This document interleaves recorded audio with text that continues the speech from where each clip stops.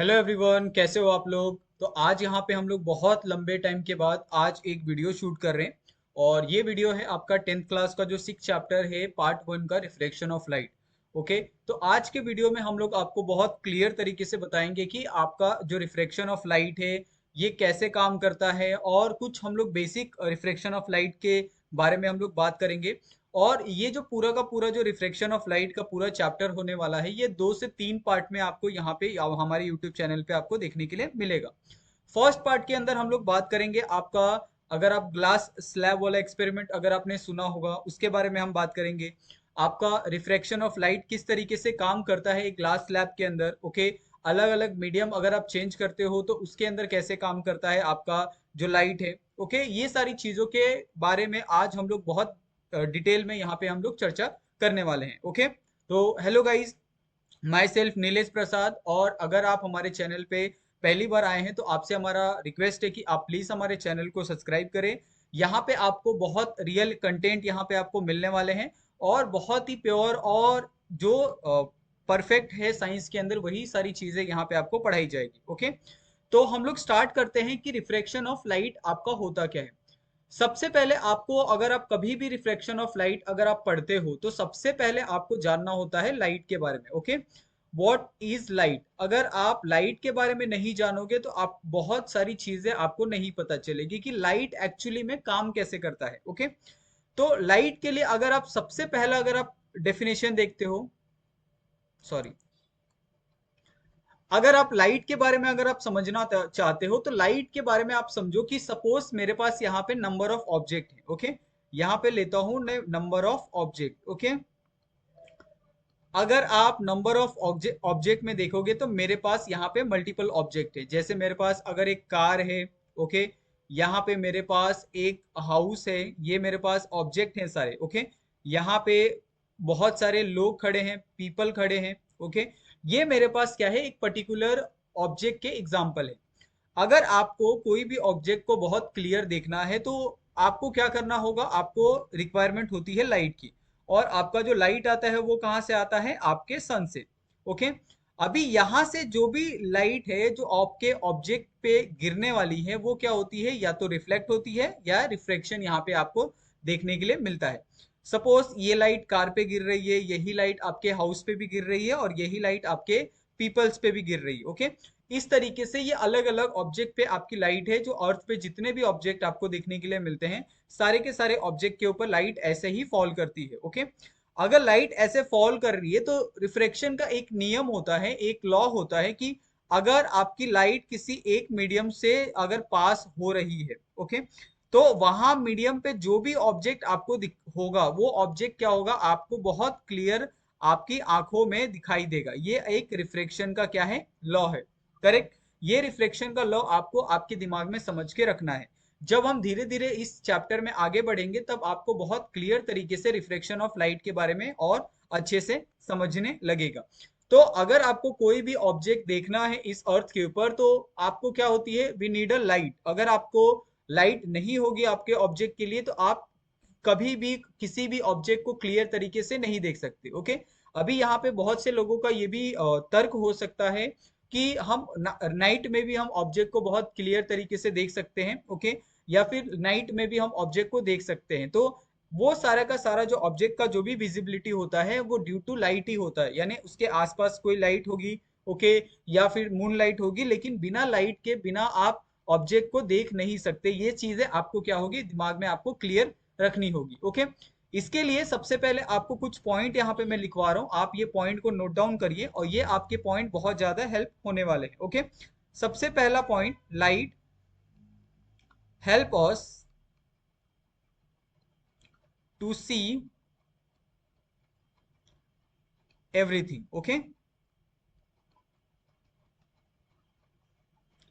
यानी आपके अर्थ के ऊपर जितने भी ऑब्जेक्ट हैं उसमें आपका जो लाइट होता है सबसे मेन रोल प्ले करता है। यानी आपको अगर ऑब्जेक्ट देखना है तो आप क्या करते हो, वी नीड अ लाइट। अगर आपका लाइट नहीं है तो आप ऑब्जेक्ट को क्लियर तरीके से नहीं देख सकते। ओके। सेकेंड पॉइंट, आप एक और पॉइंट नोट कर लो, without reflection. Okay. Without refraction we wouldn't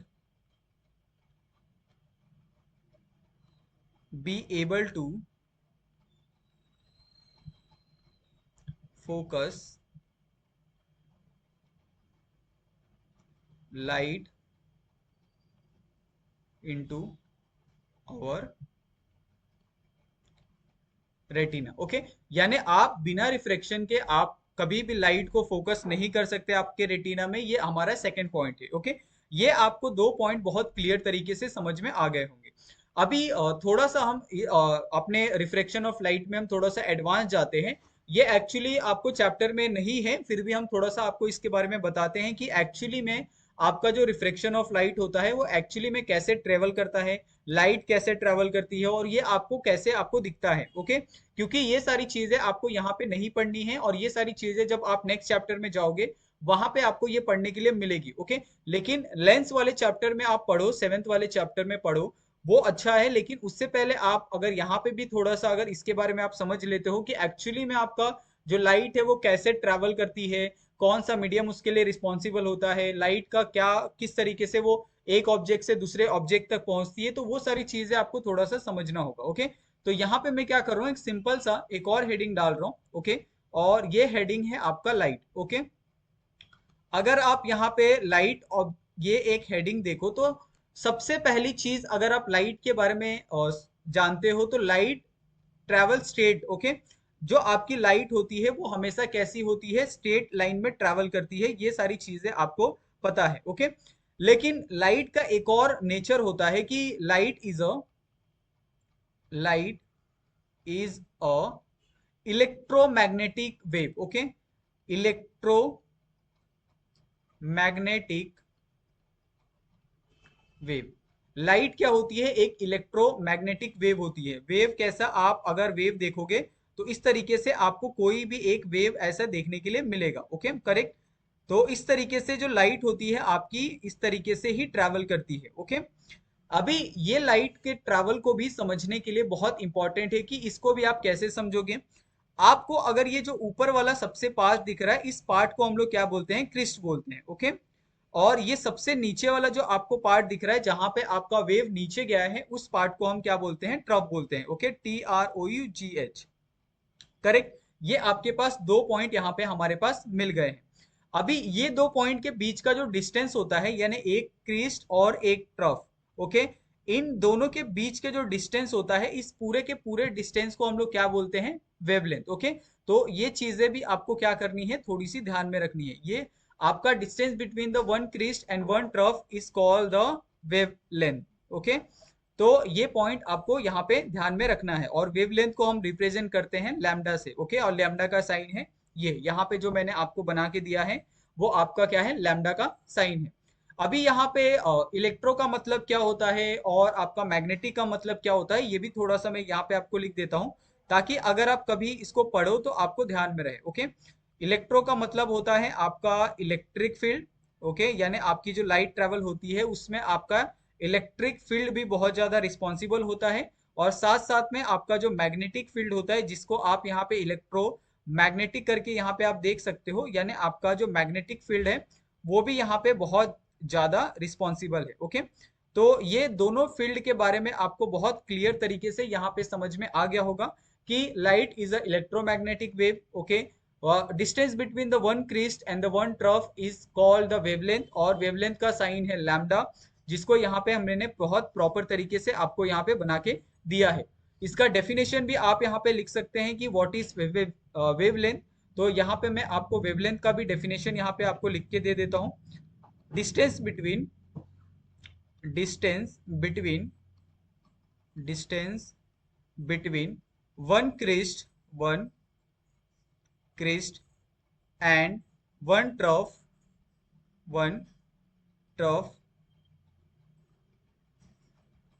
is called wavelength. Okay, तो आपको वेवलेंथ का अगर आपको कभी डेफिनेशन पूछा जाए तो आप बहुत अच्छे से ये यहाँ पे आप एक्सप्लेन कर सकते हो। ओके, आपको कभी भी कोई भी परेशानी यहाँ पे नहीं होगी कि what is wavelength. Okay, distance between the one crest and one trough, okay, it's called the wavelength.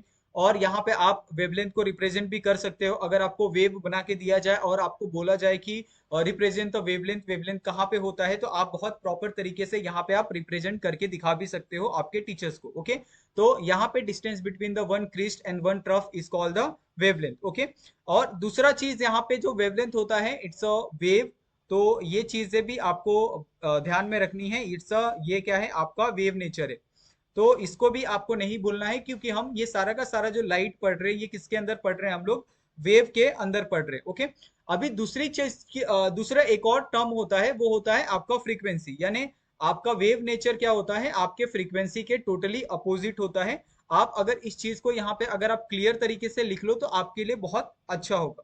Okay, जैसे आपका वेवलेंथ है। ओके, ये आपका जो वेवलेंथ होता है, ये आपके फ्रीक्वेंसी को क्या होता है, टोटली अपोजिट होता है। यानी आप क्या कह सकते हो, इनवर्सली प्रोपोर्शनल टू फ्रीक्वेंसी। यानी अगर आपका फ्रीक्वेंसी बढ़ता है तो आपका जो वेवलेंथ होगा वो क्या होगा, यहाँ पे कम होगा। ओके, इस तरीके से आप यहाँ पे कह सकते हो।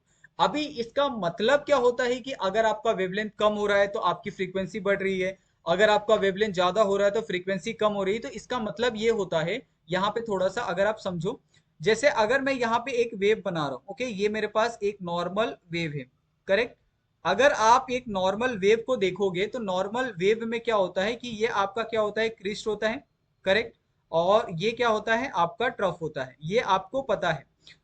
लेकिन दूसरा भी यहाँ पे अगर मैं एक और वेव यहाँ पे बनाऊं और दूसरा वेव कुछ इस तरीके से दिखे। ओके, सपोज ये मेरे पास एक दूसरा वेव है, यहाँ पे आप थोड़ा सा ध्यान से देखो। ओके, ये दोनों क्या है, वेव है ये। ओके, ये दोनों क्या है, वेव है। लेकिन दोनों के वेव में बहुत ज्यादा डिफरेंसेस है। यहाँ पे ये वाला जो पार्ट होता है, it's also called the crest. Okay, इसको भी आप क्रिस्ट कह सकते हो। और ये वाला जो पार्ट है, इट्स कॉल्ड द ट्रफ। तो यहाँ पे अगर आप दोनों को देखोगे तो दोनों के क्रिस्ट और ट्रफ के डिस्टेंस में बहुत ज्यादा अंतर है। ओके, बहुत ज्यादा यहाँ पे आपको डिफरेंसेस देखने के लिए मिलेगा। ये वाला डिस्टेंस और ये वाला डिस्टेंस, यानी distance between the first image of the crest and trough, ये आपका पहला इमेज आप कंसीडर करो। इस इमेज को आप दूसरा इमेज कंसिडर करो।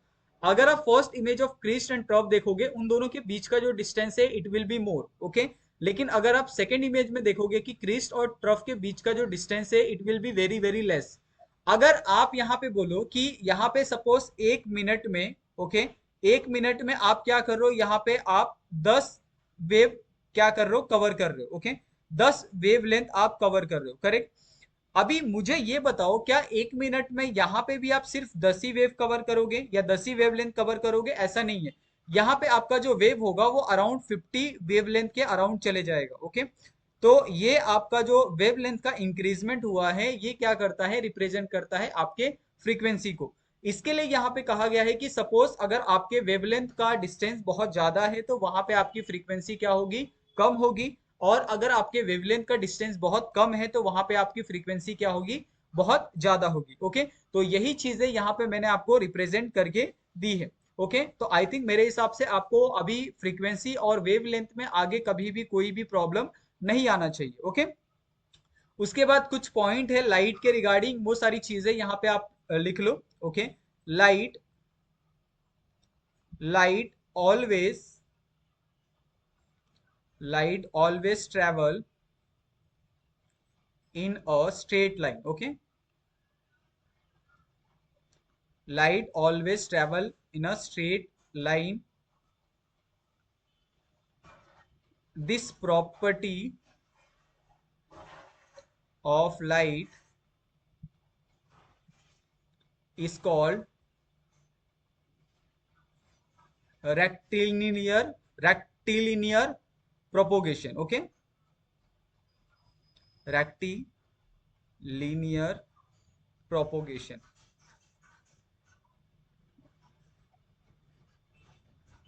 तो आपको आई थिंक मेरे हिसाब से रेक्टिलिनियर प्रोपोगेशन का मतलब पता होगा। इसका मतलब होता है कि ये एक ही डायरेक्शन में क्या होती है, आपका जो लाइट होता है ट्रेवल होता है, यानी स्ट्रेट लाइन में आपका जो भी लाइट होता है वो ट्रेवल करता है। वो उसका लाइट का कोई भी दूसरा कोई भी पाथ नहीं होता है, अल्टरनेट पाथ। अगर लाइट आप स्ट्रेट कहीं से फॉल करवा रहे हो तो वो स्ट्रेटली वो सीधे जाएगी, कहीं पे भी उसका जो डायरेक्शन होगा वो चेंज नहीं होगा। ओके, सेकेंड पॉइंट यहाँ पे आप क्या लिख सकते हो, सेकेंड पॉइंट है when light going from when light going from going from one transparent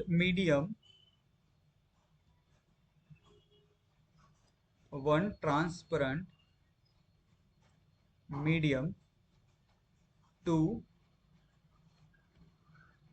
another transparent medium. Okay, यानी आपका जो लाइट है एक मीडियम से दूसरे मीडियम में क्या कर रहा है, ट्रेवल कर रहा है। लेकिन यहाँ पे एक चीज बहुत ध्यान देने वाली है, यहाँ पे मैं आपको बार बार लिख बता रहा हूँ कि यहाँ पे मैंने ट्रांसपेरेंट इस्तेमाल किया है। ट्रांसपेरेंट मतलब जिसमें से आपका लाइट बहुत क्लियर तरीके से पास हो सकता है। आप कोई ऐसा ऑब्जेक्ट नहीं ले सकते जहां से आपका लाइट पास नहीं हो रहा है। ओके, आपको हमेशा कंसीडर करना है कि आपका जो ऑब्जेक्ट रहेगा रिफ्लेक्शन ऑफ लाइट के अंदर, वो ऑब्जेक्ट आपका क्या होना चाहिए, ट्रांसपेरेंट होना चाहिए। जैसे आप एग्जांपल ले सकते हो ग्लास का, स्लैब का, प्रिज्म का एग्जांपल ले सकते हो, जिसमें से आपकी लाइट क्या होनी चाहिए, एक तरफ से अगर आप डाल रहे हो तो दूसरे एंड से वो लाइट पास होनी चाहिए। ओके, तभी वो आपका रिफ्लेक्शन ऑफ लाइट शो करेगा। अगर आप ट्रांसपेरेंट मीडियम नहीं लेते हो तो आपका लाइट वहां पे आपको देखने के लिए नहीं मिलेगा। Okay, one transparent medium to the another transparent medium, okay, light changes its direction, light changes its direction. Okay, और जब भी आप एक मीडियम से दूसरे मीडियम में आप ट्रैवल करते हो लाइट को, तो उसकी जो डायरेक्शन होती है वो क्या होती है, चेंज होती है। Okay, and this property is called refraction of light. Okay, तो यहाँ पे आपको रिफ्रैक्शन ऑफ लाइट का भी आपके पास यहाँ पे डेफिनेशन मैंने आपको लिख के दिया है, और आपको ये अभी रिफ्रैक्शन ऑफ लाइट समझने में कोई भी प्रॉब्लम नहीं होनी चाहिए। ओके, अगर आप चाहिए तो ये पूरे के पूरे जो डेफिनेशन मैंने यहाँ पे लिखी है मैं उसको आपको एक्सप्लेन करके भी यहाँ पे दिखा सकता हूँ कि एक्चुअली में अगर आप एक ट्रांसपेरेंट मीडियम से दूसरे ट्रांसपेरेंट मीडियम में जाते हो तो उसकी जो डायरेक्शन होती है वो ऑलवेज चेंज होती है। कैसे? अगर आप यहाँ पे एक एग्जाम्पल ले लो। ओके, क्योंकि बिना एग्जाम्पल के आपको ये सारी चीजें समझना इम्पॉसिबल है। ओके, यहाँ पे एग्जाम्पल में मैंने क्या लिया है, यहाँ पे एक ग्लास का स्लैब लिया है। ओके, यानी यहाँ पे मेरे पास एक ग्लास का टुकड़ा है, ग्लास का ऐसा पीस है। इस ग्लास के पीस में से क्या कर रहा हूँ, यहाँ पे ये एयर के मीडियम से मैं ग्लास के स्लैब में एक लाइट पास कर रहा हूँ इस तरीके से स्ट्रेट। Okay, correct.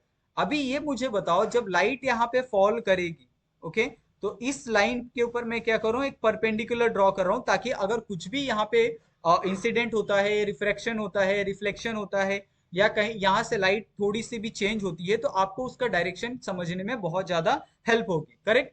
अभी आपके अकॉर्डिंग और मेरे अकॉर्डिंग क्या होना चाहिए कि लाइट ऐसे स्ट्रेट ट्रेवल करनी चाहिए, क्योंकि ये ऑलरेडी हमने यहाँ पे लिखा है। ओके, अगर आप ऊपर देखोगे तो हमने ये पॉइंट लिखा है कि light travels in a straight line.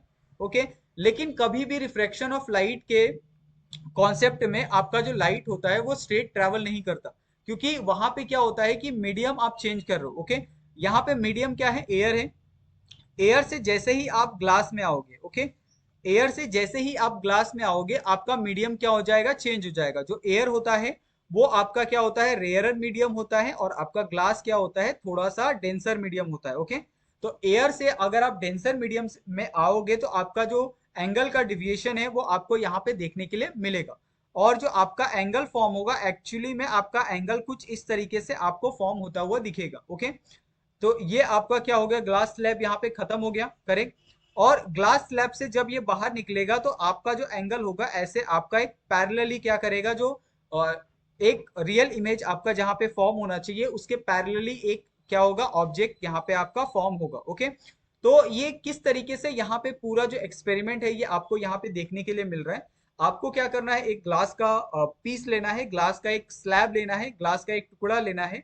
उस ग्लास के टुकड़े में आपको एक लेजर लाइट, एक टॉर्च, ओके, पतली वाली, आपको वो लेनी है, उस ग्लास के स्लैब में ऐसे डालना है आपको, और दूसरी तरफ से आपको देखना है कि क्या लाइट जहां से आपने डाली है उसके स्ट्रेट आ रहा है या वहां पे एंगल आपको चेंज होता हुआ दिख रहा है। ओके, आप हमेशा वहां पे देखोगे कि वहां पे जो एंगल होता है, अगर ये आपका एंगल इंसिडेंट है, ओके, यानी आई यहाँ पे एंगल ऑफ इंसिडेंट है, और इंसिडेंट का मतलब होता है जहां से आप लाइट को पास कर रहे हो। ओके, जहां से लाइट को आप पास कर रहे हो वहां से आपकी जो लाइट होती है वहां से आपकी स्ट्रेट ट्रेवल नहीं करती है, बल्कि वो लाइट थोड़ी सी रिफ्लेक्टेड हो जाती है, यानी वो लाइट थोड़ी सी बैंड हो जाती है, और ये बैंड वाले एंगल को हम लोग क्या बोलते हैं, एंगल ऑफ रिफ्रैक्शन। ओके, और यही सारी चीजें आप ये पूरे चैप्टर में पढ़ते हो, सिर्फ लाइट कैसे टेढ़ी हो गई, लाइट ने कैसे अपना जो एंगल है वो चेंज किया है, लाइट कैसे एक मीडियम से अगर दूसरे मीडियम पे जाती है तो वहां पे किस तरीके से एंगल में चेंजेस आपको देखने के लिए मिलता है, यही आपको पूरे के पूरे चैप्टर में आपको पढ़ना है। ओके, तो आई थिंक मेरे हिसाब से आपको ये जो पूरा का पूरा जो डेफिनेशन यहाँ पे मैंने आपको लिखवाया है कि light going from the one transparent medium to the another transparent medium, light changes its direction and this property is called the reflection of light. Okay, तो आई थिंक यहाँ तक आपको कोई भी प्रॉब्लम नहीं फेस करनी होगी। ओके, अभी यहाँ पे ये चैप्टर में आपको एक और बहुत ही इंपॉर्टेंट एक एक्सपेरिमेंट दिया है, और ये एक्सपेरिमेंट है ग्लास स्लैब एक्सपेरिमेंट। ओके, तो ये वाला एक्सपेरिमेंट यहाँ पे हम लिख सकते हैं, glass slab experiment. Okay, glass slab experiment. Okay, ये वाला एक्सपेरिमेंट यहाँ पे हम थोड़ा सा समझते हैं। पहले आपको यहाँ पे एक डायग्राम मैं आपको बना के देता हूँ कि ग्लास स्लैब एक्सपेरिमेंट कैसा एक्चुअली में होता है। यहाँ पे हम क्या करते हैं, एक ग्लास लेते हैं जो अराउंड आपका 1 या 1.5 इंच का ग्लास होता है। ओके, और ये ग्लास इस तरीके से ग्लास का यहाँ पे आपको पीस लेना है। ऐसे आप जाओगे, अगर आप स्टेशनरी पे जाओगे तो वहां पे आपको ग्लास का स्लैब आप आसानी से आपको वहां पे मिल जाएगा। ओके, आपको वहां से ग्लास का स्लैब लेना है।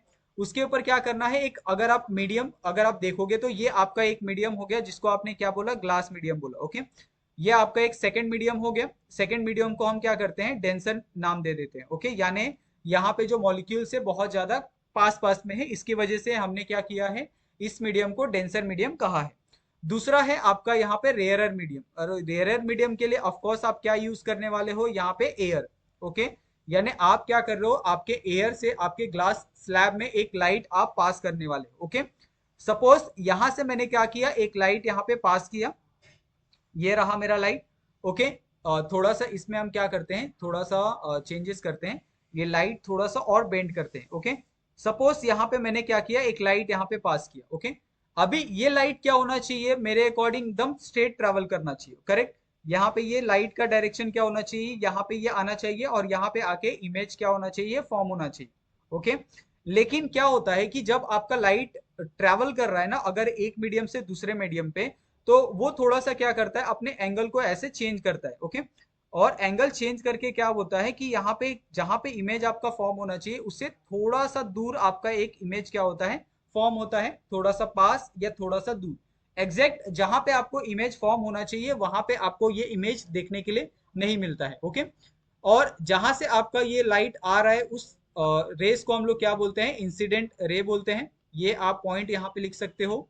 जहां से लाइट ये निकल रहा है उस रेस को हम लोग क्या बोलते हैं, रिफ्रैक्शन रे बोलते हैं, या फिर आप रिफ्रैक्टेड रे बोल सकते हो। ओके, उसके बाद यहाँ पे जो लाइट आपका इमर्ज हो रहा है, यानी लाइट आपका जहां पे फॉल कर रहा है उस पॉइंट को यहाँ पे आई बोलते हैं। यानी ये वाला आर और ये वाला आई जो वैल्यू है ये दोनों क्या है, सेम है। और ये आप आपने पढ़ा होगा, अल्टरनेट एंगल का जो कॉन्सेप्ट होता है आपके मैथ के अंदर, वो सारी चीजें यहाँ पे पढ़ी होगी। ओके, और जहां से लाइट आपका बाहर आ रहा है इस एंगल को क्या बोलते हैं, angle of emergence. Okay, angle of emergence. तो आई थिंक मेरे हिसाब से आपको ये पूरा का पूरा जो ग्लास स्लैब का जो पिक्चर है वो आपको क्लियर समझ में आ गया होगा।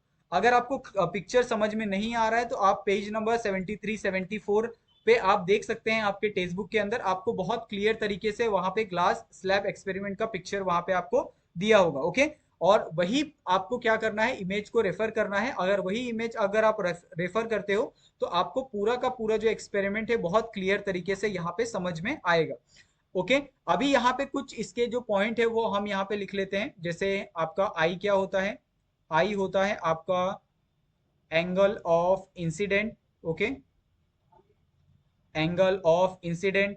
आपका आर होता है angle of refraction. Okay, angle of refraction. Okay, आपका आर क्या होता है, एंगल ऑफ रिफ्रैक्शन। उसके बाद आपका आई वन क्या होता है आपका, ये होता है आपका alternate angle. Okay, alternate angle. तो ये चीजें यहाँ पे आप लिख लो।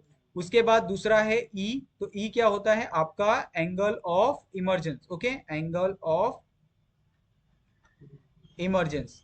तो ये जो आपको यहाँ पे मैंने 4-5 पॉइंट यहाँ पे आपको लिखवाए हैं, ये पॉइंट आपको हमेशा याद रखना है।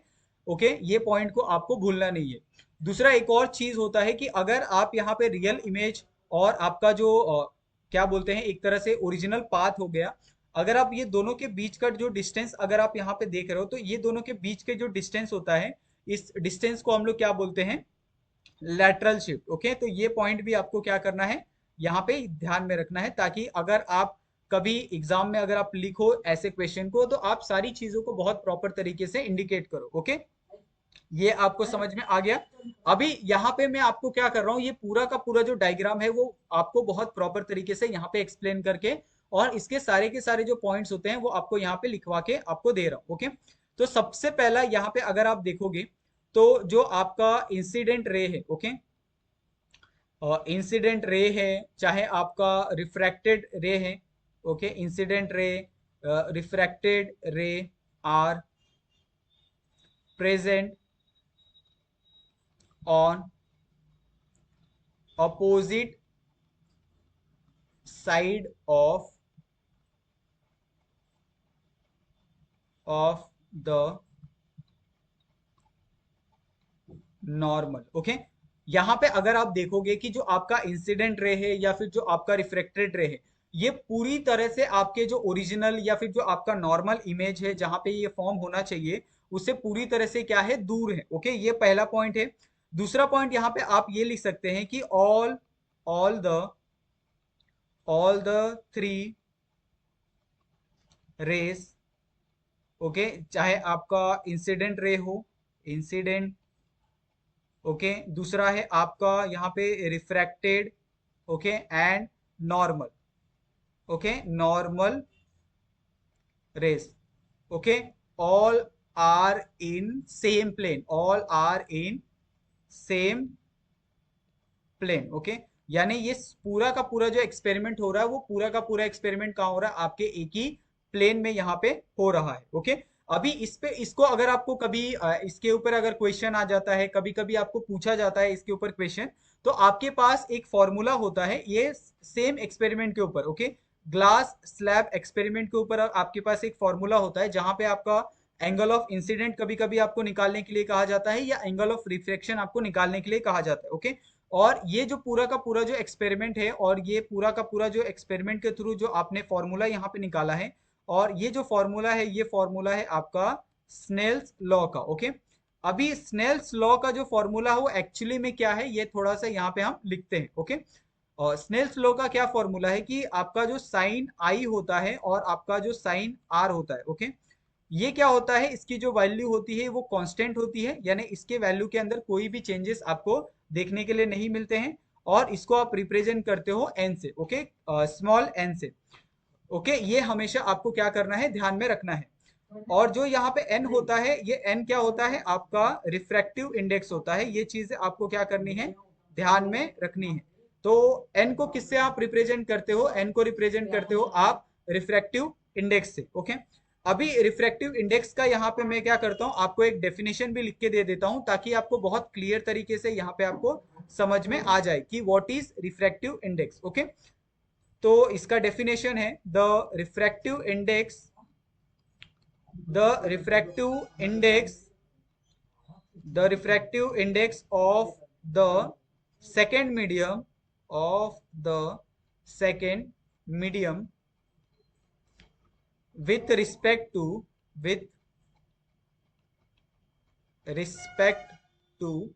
first medium with respect to first medium। Okay, और अगर आप रिफ्रैक्टिव इंडेक्स को अगर आप second medium with respect to first medium अगर आप रिप्रेजेंट करते हो, तो आपको क्या करना है, यहाँ पे रिप्रेजेंट करना है second medium with respect to first medium. Okay, ये आपका क्या हो गया, रिप्रेजेंटेशन हो गया आपका refractive index of second medium with respect to first medium. Okay, और इसका जो फॉर्मूला होता है वो होता है आपका वॉल्यूम।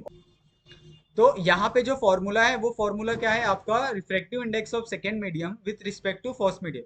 और इसको आप कैसे रिप्रेजेंट करते हो, इसको आप रिप्रेजेंट करते हो यहाँ पे second and one is equal to volume of first medium divided by volume of second medium. Okay, यहाँ पे सॉरी वॉल्यूम नहीं, यहाँ पे आपका क्या आ जाएगा, वेलोसिटी आएगा। ओके, तो इस चीज को थोड़ा सा आप करेक्ट कर लेना, वॉल्यूम नहीं आएगा, वेलोसिटी आएगा। ओके, तो ये चीजें हैं यहाँ पे, वॉल्यूम नहीं वेलोसिटी।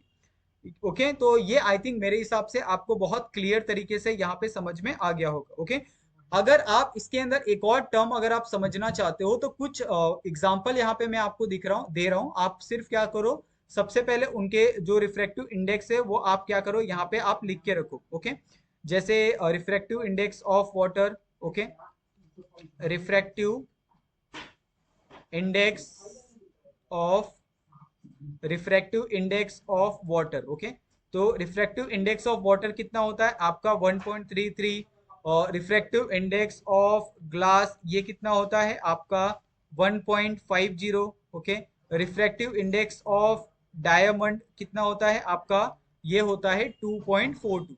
तो ये कुछ चीजें हैं आपको सिर्फ ध्यान में रखनी है, जब मैं आपको एक्सपेरिमेंट करूंगा तो आपको बहुत क्लियर तरीके से यहाँ पे आपको समझ में आ जाएगा। ओके, और इस कंडीशन में क्या होता है कि जब भी अगर आप कोई एक पर्टिकुलर वैल्यू लेते हो ना रिफ्रैक्टिव इंडेक्स के अंदर, अगर आप वही वैल्यू का अगर आप निकाल रहे हो रिफ्रैक्टिव इंडेक्स, ओके, या फिर वही वैल्यू का अगर आप वेलोसिटी फाइंड कर रहे हो, तो उस वैल्यू को हम क्या बोलते हैं, एब्सोल्यूट रिफ्रैक्टिव इंडेक्स। ओके, तो एब्सोल्यूट रिफ्रैक्टिव इंडेक्स का भी यहाँ पे मैं आपको क्या करता हूँ, एक डेफिनेशन दे सकता हूँ। ओके, और ये डेफिनेशन इतना मतलब आपको एग्जाम में नहीं पूछा जाता है, लेकिन आपके ये काम में बहुत आने वाला है। ओके, तो ये यहाँ पे जो पॉइंट है यहाँ पे मैं आपको लिख देता हूं, the refractive index, the refractive index of a medium, medium with respect to vacuum. Okay, respect to with respect to vacuum. Okay, with respect to vacuum is called its its absolute refractive index। okay, absolute refractive index. Okay, तो I think मेरे हिसाब से आपको ये बहुत clear तरीके से समझ में आ गया होगा कि अगर आप ग्लास का एब्सोल्यूट रिफ्रैक्टिव इंडेक्स निकालना चाहते हो तो उसका जो रिफ्रैक्टिव इंडेक्स होगा वो कितना होगा आपका 1.50। अगर आपको वाटर का निकालना है तो आपको क्या लेना है 1.33। अगर आपको डायमंड का निकालना है तो आप उसकी जगह क्या ले सकते हो 2.42। ओके, तो ये यहाँ तक अभी हम इसको यहाँ पे हम फिनिश करते हैं, और ये पूरा का पूरा जो अभी हमने सीखा है ये आप फर्स्ट पार्ट कंसीडर कर सकते हो रिफ्रैक्टिव इंडेक्स ऑफ लाइट के। ओके, रिफ्लेक्शन ऑफ लाइट में, और इसके बाद जब हम कंटिन्यू करेंगे तो हम इस पे जो आपका स्नेल्स लॉ पढ़ा है, या फिर first respect to the second, या second respect to the first refractive index, इसके ऊपर जो अपने न्यूमेरिकल जो न्यूमेरिकल हैं वो हम लोग कल के वीडियो में, जब हम नेक्स्ट वीडियो अपलोड करेंगे रिफ्लेक्शन ऑफ लाइट का, तो उसके अंदर बहुत क्लियर तरीके से ये सारी चीजें हम देखेंगे। ओके, और ये पूरे के पूरे चैप्टर में अगर आप देखोगे बोर्ड के अंदर तो सबसे ज्यादा जो क्वेश्चन आपको आए हैं वो क्वेश्चन है आपके न्यूमेरिकल बेस। तो आप जितने भी न्यूमेरिकल यहाँ पे आप सीखने वाले हो, जितने भी न्यूमेरिकल यहाँ पे मैं करवाऊंगा आपको अलग अलग, कभी कभी हम वैल्यू को भी चेंज करके हम न्यूमेरिकल को सॉल्व करेंगे, तो ये सारे के सारे जो न्यूमेरिकल्स आपको यहाँ पे मैं करवाने वाला हूँ वो न्यूमेरिकल्स आपको बहुत प्रॉपर तरीके से करने हैं, और आपको ये सारे के सारे न्यूमेरिकल्स भी मैं आपको एक्सप्लेन करके दूंगा। ओके, तो आज के लिए इतना ही, ये हमारा फर्स्ट वीडियो यहीं पे खत्म करते हैं। जब हम इसका सेकेंड पार्ट ये करेंगे तब वहां पे आपको न्यूमेरिकल्स और उसके आगे का जो पूरा लेसन है, ओके, वो यहाँ पे हम लोग सेकेंड वाले वीडियो के अंदर हम लोग दिखाएंगे। ओके, तो थैंक यू सो मच आप सभी का वीडियो देखने के लिए। ओके, और प्लीज आप हमारे चैनल को सब्सक्राइब करना बिल्कुल मत भूलिएगा, और हमें सपोर्ट करिए। आप चाहें तो हमें हमें टेलीग्राम पे भी ज्वाइन कर सकते हैं, वहां पे आपको इसका जो पूरा नोट्स है, जितना भी हमने लिखा है टाइप किया है वो सारी चीजें वहां पे आपको अपलोडेड होती है, वहां से आप डाउनलोड कर सकते हैं और आप इसका इस्तेमाल कर सकते हैं। थैंक यू सो मच आप सभी का। मिलते हैं हम लोग नेक्स्ट वीडियो में नए टॉपिक के साथ, और इसका जो सेकंड पार्ट है उसके साथ।